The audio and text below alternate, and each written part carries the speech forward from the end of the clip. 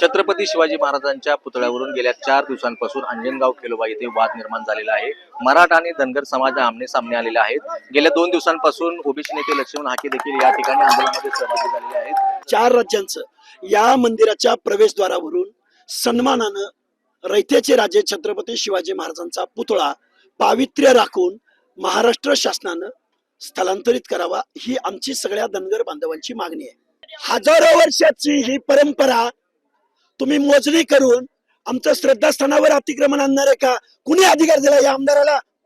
रात्री अपरात्री मोजणी करतोय। अरे हे रेकॉर्ड तुमचं आज आलं। हजारो वर्ष इथं धनगर बांधव लाखो बांधव इथं भाकणूक होते, इथं यात्रा भरते। तुमचं म्हणणं काय आहे? आम्ही महाराष्ट्रात राहायचं की नाही राहायचं? आम्ही जगायचं नाही? आमच्या अस्मिता, आमचे दैवत, आमचं नामोनिशान मिटवून टाकणार का तुम्ही? कुणी अधिकार दिला रात्री 12 वाजता तुम्हाला इथं पुतळा बसवण्याचा? छत्रपती शिवाजी महाराजांचा पुतळा दिवसा बसवा ना।